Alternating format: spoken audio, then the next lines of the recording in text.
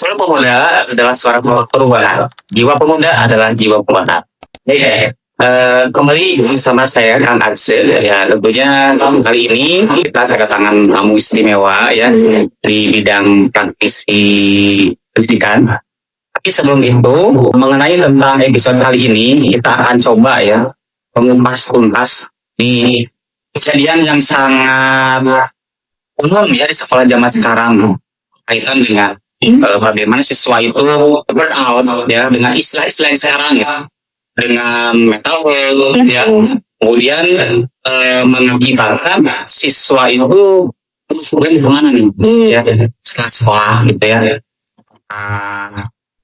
jadi konten apakah karena yang kita lihat sendiri banyak setiap anak-anak gitu ya banyak di sekolah ketika ditanya mengenai tentang perkalian dasar itu sulit untuk menjawab. Nggak ingat gitu ya. Ya. Ini guys perlu kiranya kita akan membahas lebih dalam mengenai tentang bagaimana ya mengatasi caranya burnout dari anak-anak sekolah serta bagaimana bisa menumbuhkan minat bakat yang sesuai dengan keinginan daripada anak-anak siswa sekolah yang sekarang. Tentunya di samping saya sudah ada Ibu Arin ya. Halo Arin. Halo Kang. Beliau ini adalah praktisi pendidikan dan beliau sudah kurang lebih 25 tahun ya 25 tahun di dunia pendidikan. Betul. Nah, boleh dijelaskan saja Bu mengenai bagaimana Ibu selama 25 tahun di dunia pendidikan itu seperti apa? 25 tahun pasti nano-nano ya. Nano-nano itu mengalami berbagai macam kurikulum. Kemudian siswa-siswa yang juga berubah karakternya. Dan itu bikin kita sebagai praktisi pendidikan atau sebagai pengajar, bahkan sebagai guru yang setiap hari ketemu dengan siswa-siswa, harus terus berinovasi bagaimana supaya apa yang kita sampaikan bisa kena ke mereka gitu. Dan itu memang hal yang tidak mudah ya, tidak mudah Kang. Terutama sosok seorang guru itu kan yang harus diteladani oleh siswa yang bisa mendengarkan apa yang mereka keluhkan, tapi juga yang harus bisa menginspirasi mereka. Jadi memang tentunya selama 25 tahun itu mengalami perubahan yang sangat signifikan ya dari anak-anak ya. Betul. Apalagi 20 dari di tahun 2010 ya 2010 ke sini kan itu udah ada teknologi ya. Betul. Sehingga makin terasa tuh perubahan yang tadinya belajar itu masih menggunakan tas sekarang sudah beralih gitu ya. Dan memang tidak dimungkiri juga setiap kali tugas dan apapun yang diajarkan sama siswa itu sudah serba digital ya Bu. Betul. Tapi menurut Ibu bagaimana Bu melihat fenomena digitalisasi di sekolah? Sebetulnya kan itu inovasi-inovasi itu memang yang harus diikuti oleh kami ya, baik praktisi maupun pengajar langsung. Karena kalau kita nggak ngikutin kondisi zaman juga nanti tidak sesuai dengan kondisi anak-anak sekarang ya gitu.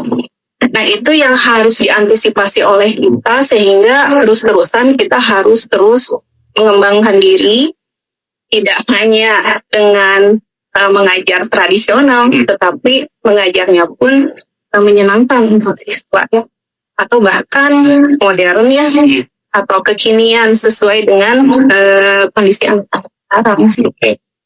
Nah tadi ini bagaimana ya melihat fenomena burnout ya yang mungkin belakangan terjadi sering gitu ya dihantam dengan istilah burnout lah, kemudian burnout lah. Yang isu lagi update ya sekarang gitu. Sebenarnya kan burnout itu berawal dari kondisi siswa lelah atau kondisi yang nantinya agak-agak menuju stres ya gitu. Yang memang ini dialaminya lebih banyak anak-anak Gen Z ya. Gen Z kekinian lah gitu. Kalau anak-anak yang sebelumnya mungkin mereka terlihat lebih kuat ya dengan kondisi tugas yang banyak atau cara pembelajaran yang sebelumnya juga tradisional gitu ya. Tapi anak-anak yang Gen Z ini nih yang biasanya lebih banyak ke burnout-nya gitu. Dan sebenarnya kan burnout itu bisa dilihat dari berbagai macam faktor kan. Gitu. Bisa dari kalau yang saya lihat itu mungkin yang pertama faktor dari dirinya. Faktor diri. Kenapa anak-anak sekarang itu tidak kuat? Padahal mereka tuh kreatif. Mereka informasi-informasi yang didapat juga banyak. Tapi lebih banyak stressingnya, lebih banyak lelahnya mungkin karena overthinking ya. Overthinking. Apa-apa yang belum kejadian sudah mereka pikirkan sebelumnya.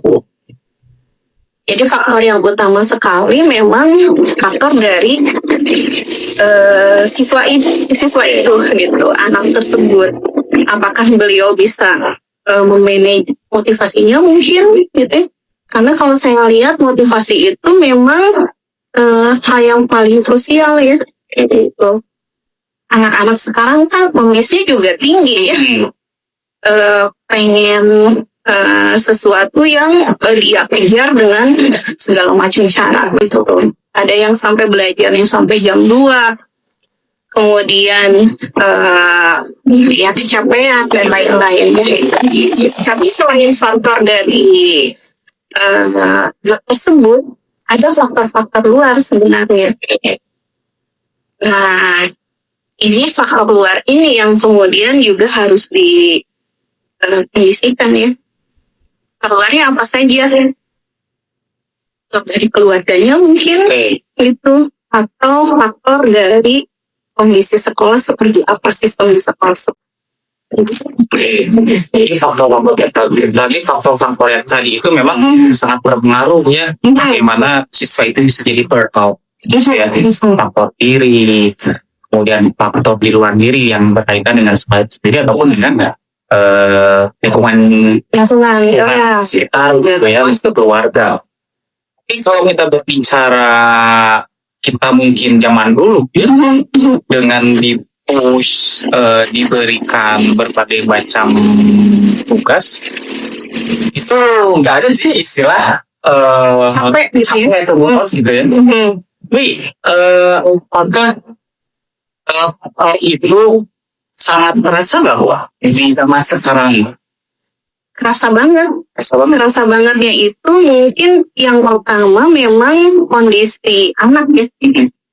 Kondisi-kondisi Gen Z itu kan kondisi-kondisi anak yang unggulan kalau bahasa Sunda itu ya. Kemudian mereka sebenarnya kuat tapi rapuh gitu. Jadi kayak apa ya? Kuat tapi rapuh. Jadi memang pastinya kenapa isu mental health itu juga menjadi isu yang menarik gitu dengan kondisi sekarang. Kekuatan itu yang kemudian mempengaruhi siswa-siswa sehingga jadi overthinking, lalu cemas gitu ya. Bahkan dengan hal-hal yang kecil pun kadang mereka pikirkan dalam banget gitu. Yang seharusnya kalau mungkin waktu zaman kita itu mah nggak usah dipikirin gitu ya. Tapi anak-anak sekarang itu beda jauh. Nah ini gitu. Jadi kebanyakan ini survei kecil-kecilan nih di tempat saya mengajar pada saat kalian mau jadi apa? Itu dari hasil survei hampir sekitar 40% itu mereka tidak tahu mau jadi apa. Mereka kebingungan 40% itu. Padahal informasi kan banyak ya. Betul sekali. Sudah dengan sistem informasi ya bisa dicari lah gitu ya. Mau via internet. Atau kan anak-anak Gen Z itu hidupnya sudah mulai dengan banyaknya aplikasi. Betul. Aplikasi, apalagi sekarang ada AI. Nah, betul. Dan sebenarnya mereka kan hidupnya itu mudah lah gitu ya, mudah. Contohnya gimana mudah? Pengen makanan, tinggal buka aplikasi makanan, udah datang gitu ya. Kalau kita mungkin dulu tidak semudah itu ya, apa yang kita ingin. Nah, mungkin dari kemudahan-kemudahan tersebut, jadi pada saat ditempa dengan kondisi-kondisi yang agak ada tantangan, mereka kelelahan, mereka tidak kuat.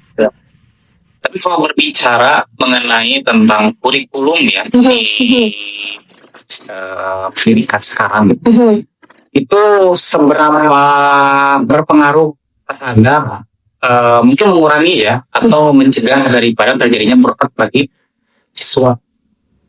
Nah, kalau berbicara kurikulum itu kan pastinya pemerintah mempunyai maksud dan tujuan ya, Kang ya. Tentunya kurikulum yang sekarang itu memberikan solusi-solusi permasalahan kurikulum sebelumnya. Betul. Apalagi kan kalau di kurikulum yang sekarang itu lebih banyak fokus pada peminatan siswa. Oke. Jadi kalau tadi banyak anak-anak yang kebingungan dengan ntar gue mau kemana gitu ya. Nah, sebenarnya solusi dari kurikulum sekarang itu kan sudah dijuruskan, sudah peminatannya sudah ditentukan secara spesifik ya gitu. Seharusnya ini menjadi solusi bagi anak-anak ya gitu. Ini ada faktor lain yang memang ada peranan dari orang tua maupun peranan dari sekolah yang kemudian mengarahkan anak-anak tersebut minatnya di mana, bakatnya di mana. Itu yang mungkin harus diramu kan gitu. Jadi seharusnya menjadi solusi itu ya.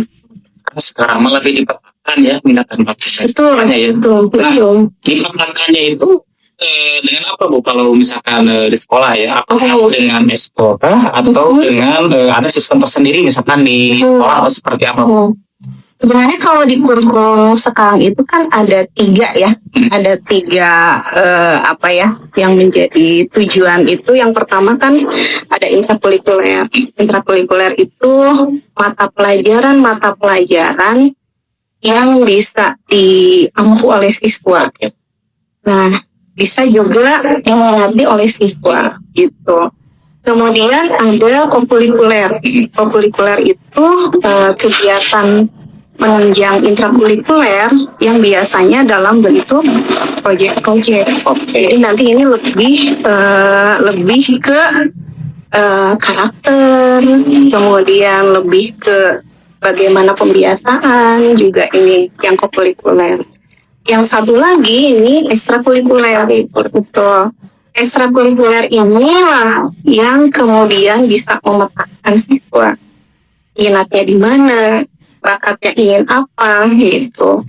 Nah, ketiga ini sebenarnya Kang yang diramu ya di dalam kurikulum sekarang, sehingga kalau siswa memang benar-benar dia ingin mengembangkan dirinya di sekolah itu bisa dengan ketiga ini, dan ini semuanya di bawah bimbingan guru. Gitu. Kalau untuk peminatan tadi kan mapel-mapel itu nanti di kelas kalau di kelas 11 misalnya ya di SMA itu nanti mereka akan memilih saya lebih cocoknya di bidang apa ya gitu. Nah itu pun atas bimbingan guru ya, baik guru di kelasnya maupun guru bimbingan konseling. Di SMP pun sebenarnya sama ya. Di SD juga sama ya, sudah ada mapel-mapel khusus yang nanti membuat hasanah siswa itu lebih terbuka ya gitu. Mungkin lebih khususnya di jenjang SMA atau dibilang sekarang fase F gitu ya. Nah di situ lebih dijuruskan lagi. Berarti dengan adanya peminatan itu sebetulnya dibentuk untuk bisa mensolusikan siswa itu agar tidak burnout sebetulnya. Betul. Jadi katakanlah kalau mata pelajaran itu ada sekitar 16 mapel ya. 16 mapel kan lumayan ya Kang. masing-masing dapat tugas aja itu udah kecapean banget ya. Apalagi ada tugasnya gitu. Nah, begitu. Tapi yang kemudian menjadi permasalahan itu adalah siswa ada saja yang kebingungan mau kemana ya entar. Nah itu sebenarnya dari sekolah itu ada solusinya dengan memetakan keinginan mereka ya melalui psikotes. Kemudian dari psikotes itu ada wawancara siswa dengan orang tua mau kemana nih gitu. Nah peranan orang tua juga di sini seharusnya ada untuk mengatasi. Secara sistem di sekolah sebetulnya sudah menyesuaikan ya dengan bagaimana persoalan yang mungkin akan muncul ya bagi siswa. Tapi berbicara tentang kembali ke burnout ya, apa sih ciri ya yang mungkin biasa muncul ya di siswa? Oh ini siswa ini burnout nih. Ada sih ciri-ciri khusus? Ada. Yang pertama mah kecapean. Yang kedua marah-marah, kan marah-marah nggak jelas kayak gitu ya, nggak jelas gitu ya. Kemudian tidak konsen di belajar ya. Ada sikap-sikap tertentu yang mungkin murung, tidak semangat belajar, atau bahkan kalau sekarang dengan gawai itu mereka kan jadi pelampiasan ya, main game atau misalkan karena belajarnya nggak mau jadi mohon maaf kan, atau misalkan bikin video-video yang mereka lebih seneng eksistensi dirinya keluar. Nah dari ciri-ciri yang tadi seberapa besar pengaruhnya terhadap nilai di sekolah dan proses belajar di sekolah? Nah ini kan pasti ada signifikannya ya, pasti ada pengaruhnya. Tadi saja misalkan dengan motivasi belajar kurang, semangat belajarnya tidak ada, itu kan pasti mempengaruhi konsentrasi. Kalau sudah tidak konsentrasi, apa yang dipelajari mereka juga tidak akan ingat gitu ya, nggak akan ingat apa yang dipelajari, sehingga pasti akan berpengaruh pada nilai dan karakter, malah bukan hanya nilai saja, tapi karakter-karakter dari siswa itu juga akan pengaruh ya. Iya, apalagi kemarin ada kasus ya bagaimana orang siswa yang di daerah Banten kalau nggak salah merokok, kemudian sebetulnya sebelum ditampar itu kan ada proses nasihat dulu ya, karena ternyata si siswa ini ternyata mungkin bandel gitu ya, sehingga terjadilah gitu ya kasus seperti itu. Nah, bagaimana menurut Ibu mengenai hal tersebut? Memang sulit ya kalau kemudian siswa sendiri tidak bisa menempatkan mana itu sekolah, mana itu bergaul, dan mana itu rumah. Sekolah itu kan pasti punya aturan-aturan ya. Yang aturan-aturan itu biasanya di awal tahun pelajaran selalu diingatkan dan selalu disosialisasikan. Nah ini mungkin anak-anak yang burnout-nya begitu mungkin ya Kang ya, sehingga memang harus, tentunya menjadi guru itu sebuah profesi yang tidak mudah. Betul sekali. Tidak mudah karena yang akan kita perbaiki bukan barang loh. Iya. Tapi manusia yang punya rasa, punya penglihatan, punya keinginan ya gitu, punya pendapat dan lain-lain gitu. Nah, ya ini memang tantangan paling besar ya. Betul. Buat. Iya. Karena kan ada juga ya istilah bahwa sekolah itu ibarat laundry. Siswa yang mungkin begini begitu, pokoknya gue sekolahin nggak tahu gitu ya. Setelah sekolah anak gue harus bersih seperti halnya pakaian yang sudah keluar dari laundry gitu kan. Nah justru pengaruh keluarga pun sebetulnya besar. Ini yang mungkin para orang tua mungkin lupa ya bagaimana bisa tetap terus mendampingi proses anak. Bagaimana anak itu tetap sesuai dengan apa yang memang semestinya anak itu lakukan di sekolah. Karena tadi ya saya lihat juga bahwa Presiden Prabowo itu mengatakan begini, bukan tadi, bahwa kalau memang anaknya itu bandel, ya maka semua itu berhak ya untuk kasih. Karena guru kalau keras ada siswa berarti ya siswanya nih yang masalah. Nah justru ini sudah bisa menjadi angin segar gitu ya, bagaimana kita guru bisa memilah anak yang mungkin itu bisa memberikan treatment yang sesuai gitu ya dengan anak tersebut. Karena memang bicara fenomena sekarang agak miris ya. Zaman saya dulu kalau kita punya salah, guru melempar sesuatu kan gue salah gitu. Iya betul. Pulang di rumah laporan ke orang tua, malah kita yang main gitu ya. Nah itu bedanya dulu sama sekarang. Kan memang tugas kami sebagai guru itu ya jadi deterjennya mungkinnya kalau tadi di laundry ya gitu. Yang bisa membersihkan berarti kan mewarnai ya. Tapi sebenarnya kan kalau tadi tugas guru itu apa sih gitu ya.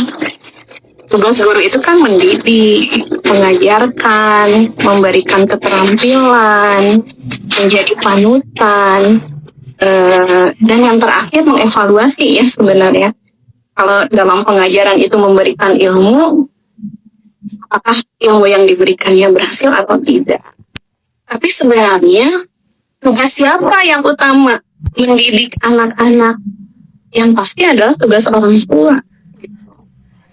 Nah ini kan dua sisi yang tidak bisa kita pisahkan ya. Artinya berarti tugas utama mendidik itu adalah tugas orang tua. Sekolah dan guru ini sebagai partner untuk mendidik anak-anaknya, begitulah katakan begitu. Tugas orang tua itu apa? Memberikan kenyamanan, kemudian tadi mendidik, kemudian mereka mempersiapkan juga masa depan. Dan orang tua juga mempunyai peranan bekerja sama berarti kan dengan sekolah. Nah ini yang kemudian terjadi kemunduran menurut saya ya. Sehingga para orang tua itu lebih banyaknya gini, ini saya titipin ya anak saya, mereka pengen tahunya sudah jadi, tapi mereka tidak memiliki peranan apa-apa. Bahkan dialog atau komunikasi dengan anak-anaknya pun tidak pernah. Nah ini yang tentunya harus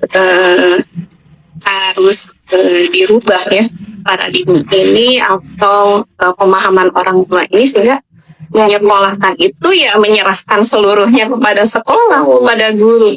Sedangkan sebenarnya itu adalah tugas utama mereka. Tadi berbicara keterampilan. Nah, kira-kira berbicara eskul nih ya, kan kita ya anak juga kan penjurusan tentu bagaimana ya. Nah, sejauh mana sekolah mendukung ya terhadap eskul ya siswa? Karena kan ada juga ya siswa itu yang penting mah datang doang gitu ya. Ada juga yang memang dia tuh acuh terhadap kerja di sekolah. Bagaimana? Nah ini kan salah satu fasilitas dari sekolah ya. Kalau tadi di sekolah itu bukan hanya mendidik, bukan hanya mengajarkan, tapi mengembangkan keterampilan. Ada eskul-eskul yang memang jadi eskul wajib, Kang. Tapi ada juga eskul yang mereka bisa memilih ya sesuai dengan minat bakat yang mereka inginkan. Contoh misalkan eskul dalam bidang olahraga. Nah itu kan pasti di setiap sekolah akan difasilitasi. Atau ada yang dari sisi budaya, seni, itu pun biasanya di setiap sekolah difasilitasi juga. Karena kadang anak-anak itu memang ada yang sukanya di olahraga, ada yang sukanya di seni gitu ya. Bahkan eskul-eskul yang dalam dalam hal nasionalisme, misal Ibra, atau kemudian dalam bidang kesehatan seperti PMR gitu ya, itu pun di sekolah pasti difasilitasi. Hanya memang tidak semua siswa mengikuti eskul tersebut gitu. Jadi kalau eskul wajibnya mereka ikuti, tapi eskul-eskul yang tidak wajibnya itu kadang tidak mereka ikuti juga. Tapi terlihat nggak Bu perbandingan atau perbedaan yang mana siswa yang memang ketika di kelas nih ya, ini yang berout, ini yang tidak berout. Nah ini ada nggak perbandingannya? Oh iya, karena yang nggak berout karena memang dia aktif misalkan di ekstrakurikuler, kalau yang berout misalkan tidak. Nah ada nggak kecenderungan? Ada. Dan biasanya yang anak-anak yang ikutan eskul itu mereka tidak burnout. Karena mereka sudah terbiasa dengan ritme belajar juga mereka jalan, biasanya begitu ya. Kemudian di eskul juga mereka oke. Bahkan biasanya mereka anak-anak yang tampil di sekolah. Jadi kalau yang saya analisa itu kan, anak-anak yang burnout itu biasanya itu dari keluarga-keluarga yang punya masalah. Gitu. Kalau dari keluarga yang tidak punya masalah, biasanya mereka pas ya, belajarnya juga enjoy, di organisasi atau di eskulnya juga mereka nyaman gitu. Bahkan tampil di sekolah juga oke. Nah ini anak-anak yang ini nih, anak-anak yang di rumahnya mungkin tidak diperhatikan oleh orang tua, tidak ada komunikasi dengan orang tua, itu yang biasanya tekanannya itu yang lebih tinggi.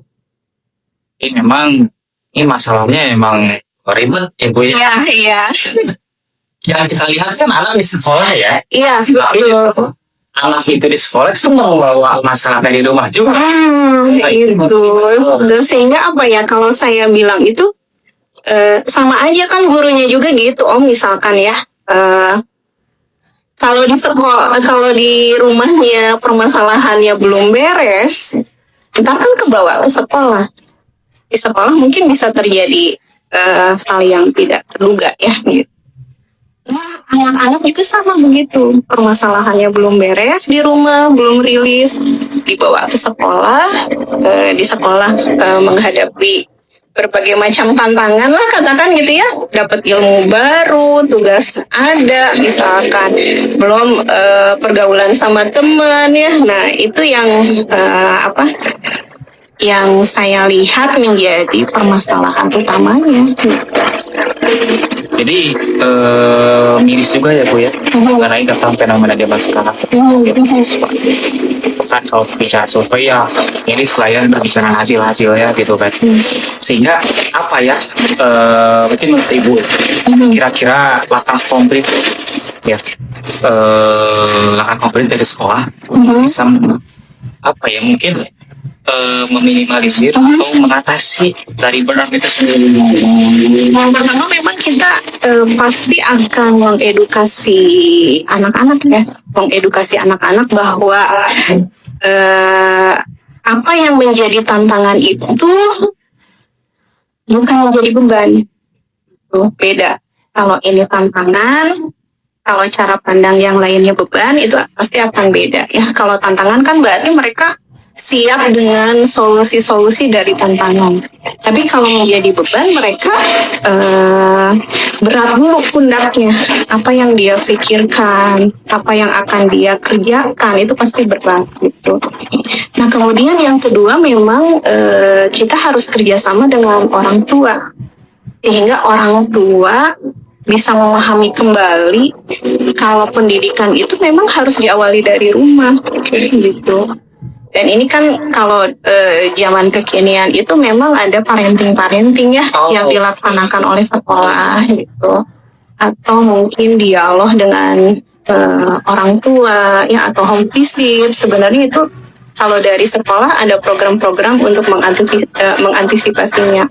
Home visit itu bukan untuk siswa yang bermasalah saja, kan, tapi siswa-siswa yang memang supaya lebih kenal guru dengan orang tua, kondisi di rumah seperti apa gitu. Nah, itu bisa dilakukan home visit.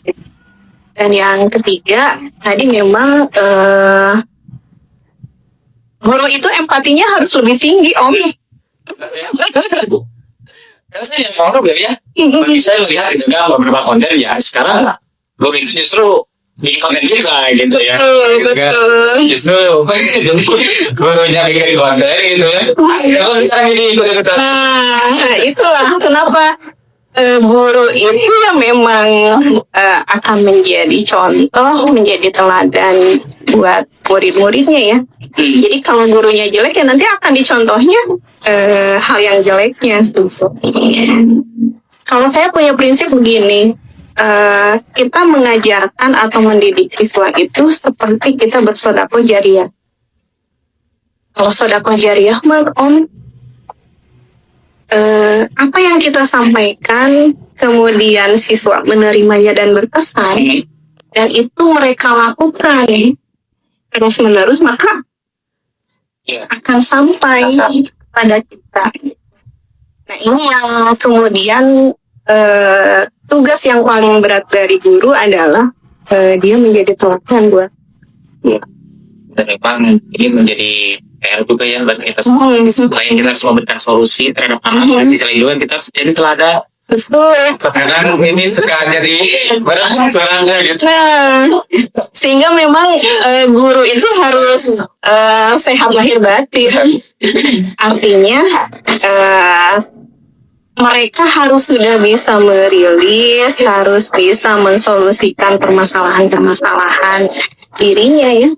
Permasalahan dirinya, permasalahan keluarganya. Ya, harus jadi orang hebat. Ya. Tapi yang jadi menarik saya ini Bu, yang poin yang kedua tadi, tentang home visit ya. Home visit, Nah, betul. ini kan kalau zaman saya dulu ya, home visit itu ketika siswa emang benar-benar kasus kan kalau dulu itu siswa dia udah seminggu enggak sekolah, tapi ceritanya dia itu dari rumah berangkat tapi nggak sekolah gitu. Coba gitu. Nah justru kalau sekarang mengenai tentang home visit, emang menemukan apa ya, persoalan apa tuh yang sering ditemukan ya ketika home visit itu dilakukan ya. Sebenarnya home visit itu kan ada dua, Om. Memang yang pertama itu untuk anak-anak yang tadi ya ada permasalahan. Nah, biasanya permasalahan ini kan kita selidiki gitu ya. Masalahnya di mana? Apakah masalahnya dengan teman, masalahnya di keluarga, orang tuanya kooperatif atau tidak gitu. Nah, yang kedua, home visit itu memang kita pakai untuk siswa-siswa yang bisa jadi berprestasi gitu ya, atau siswa-siswa yang tidak berprestasi pun yang sekiranya guru wali kelas membutuhkan lebih dalam mengenal anak-anak tersebut, itu bisa dengan home visit. Contoh kayak gini lah, kalau dulu anak-anak yang masuk ruang BKT pasti masalah ya. Gitu ya. Nah, padahal kan nggak gitu ya. BK itu kan ada penyuluhannya, ada karirnya juga gitu. Jadi yang bermasalah betul ada, kemudian kita treatment, kita layani, kita dengarkan gitu ya. Tapi untuk ke karir pun mereka bisa ngobrol dengan guru BK. Nah, home visit ini memang bisa menjadi salah satu program yang mensolusikan permasalahan-permasalahan tadi. Artinya kalau tadi dibilang bahwa faktor luar siswa-siswa tersebut memiliki permasalahan, bisa jadi faktor di rumahnya atau faktor kondisi di sekolah gitu. Nah, ini jembatan orang tua dengan guru untuk menemukan solusi dari solusi tersebut. Nah, yang sering ditemukan mengenai tentang permasalahan apa nih ketika home visit gitu ya, jalan ini yang sering ditemukan itu masalah siswanya apa, masalah rumahnya seperti apa. Nah, biasanya orang tua berantem itu menyakitkan biasanya buat anak. Orang tua berantem di hadapan mereka yang mereka mungkin tidak suka dengan kondisi seperti itu. Itu apalagi dengan orang tua yang bercerai. Gitu. Ada dua seperti itu. Yang ketiga ada kondisi ekonomi sehingga anak tidak sekolah ya. Kayaknya kan pemerintah ada program bagaimana supaya anak-anak tidak putus sekolah. Untuk anak-anak yang di bawah garis Kurang mampu lah gitu. Nah itu bisnis ataupun ada masalah pergaulan. Nah masalah pergaulan ini juga menjadi konsentrasi kami juga ya guru-guru, karena ya pergaulannya macam-macam. Bullying masih ada ya gitu. Kemudian berantem atau bisa berantem dengan teman sekelas, bisa dengan berbeda angkatan atau bahkan antar sekolah. Nah, ini Bu, kalau tadi berbicara autism ya. Nah sekarang berbicara ilmu parenting. Parenting. Sebenarnya saya baru matematika gitu ya. Jadi parenting matematika aja gitu ya. Berbicara parenting ya Bu ya, sudah sejauh mana ya aktivitas untuk mengatasi permasalahan daripada burnout? Ya.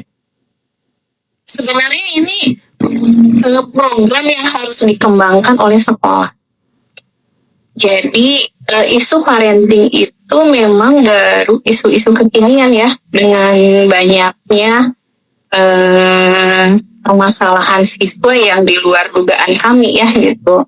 Ya, ada kaitannya, bahkan banyak permasalahan itu ternyata diawali dari rumah. Nah ini yang tadi kenapa harus menjadi program yang dikembangkan, ya karena kami adalah partner dari orang tua gitu, sehingga orang tua pun harus kami berikan pelayanan dan diberikan edukasi bagaimana kerjasama orang tua dengan sekolah untuk sama-sama mendidik anaknya gitu. Ini yang belum banyak programnya gitu ya. Di sekolah-sekolah mungkin ada program-program berkala, ada pertemuan. Salah satu pertemuan yang paling biasa itu adalah pada saat pembagian raport. Wajib orang tua yang hadir supaya guru bisa berkomunikasi dengan orang tua. Nah, tapi memang seharusnya diadakan program lebih lanjut ya, bukan hanya pada saat pembagian raport. Komunikasi dijalin, mungkin harus ada seminar, harus ada program-program lain yang membuka wawasan orang tua terhadap bagaimana mendidik anak-anak. Nah, terakhir apa harapan Ibu ya sebagai guru terhadap generasi siswa waktu itu yang sedang? Harapan ya, karena anak-anak sekarang itu luar biasa itu, kreativitasnya luar biasa, ambisinya luar biasa, walaupun ada kelemahan ya. Harapannya kan mereka itu yang nanti akan menggantikan kami nih, gitu ya, sehingga menjadi nantinya anak-anak yang bisa meneruskan keinginan guru-guru untuk mereka menjadi anak-anak yang bukan hanya berprestasi, tapi memiliki attitude yang bagus, karakter yang baik, ya gitu. Nah ini yang harus menjadi perjuangan kami guru-guru mencetak generasi-generasi tersebut. Sehingga burnout, beristirahat yang happening itu tidak terdengar lagi. Itu ya. Karena kan mau nggak mau kita sekarang sedang menuju Indonesia. Ya. Jadi bingung juga gitu, generasi emas tapi melihat di TikTok gitu ya, Instagram itu banyak siswa yang ya begitu ya. Betul. Gitu. Nah, tapi ini mengenai tentang generasi Indonesia emas. Apa nih mungkin yang dipersiapkan sekolah mengenai bagaimana aku jadi siapkan objektifnya. Yang disiapkan itu ada 2. Yang pertama, pengetahuan pemahamannya bagaimana. Kemudian yang kedua, karakternya bagaimana.